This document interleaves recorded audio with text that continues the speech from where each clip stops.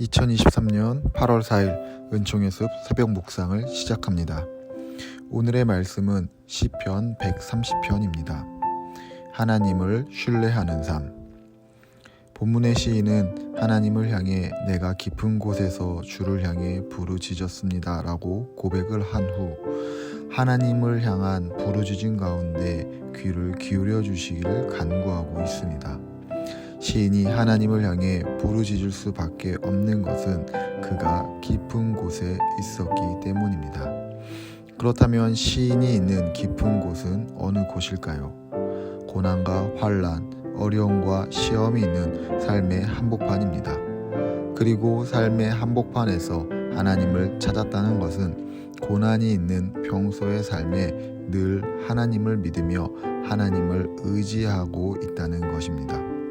하나님은 사람이 아니시기에 마음을 터놓고 충분한 이야기를 할 수 있습니다. 또한 하나님의 위로는 끝이 없고 언제나 적절합니다. 무엇보다 하나님은 늘 변함없이 선한 길로 인도하십니다. 하나님을 삶 속에서 충만하게 경험해야 합니다. 삶 속에서 하나님을 깊이 신뢰한다라고 하는 시인은 이어서 하나님을 경외한다 라고 하는 동시에 주님 앞에 누가 설 수 있겠습니까? 라고 고백을 합니다. 지금 시인의 고백은 하나님 앞에 서기 부끄러운 죄인이라는 고백입니다.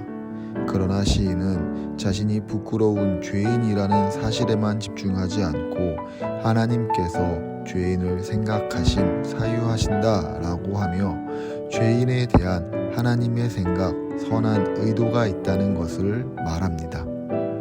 하나님의 생각과 마음에 대해 우리가 다 알 수 없지만 확실한 것은 하나님께서는 선함으로 우리를 인도하신다는 것입니다. 하나님의 선하심과 인자하심 가운데 하나님의 감격을 누리는 용서받은 죄인이라는 사실을 기억하며 살아가야 합니다. 마지막으로 시인은 하나님을 더욱더 기다린다라고 고백을 합니다.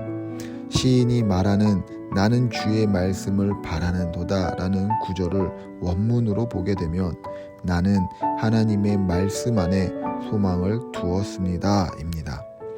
시인의 이러한 고백은 죄를 용서하시고 죄에서 구원하시는 하나님의 말씀을 마음에 두고 하나님의 은혜를 구하는 것입니다.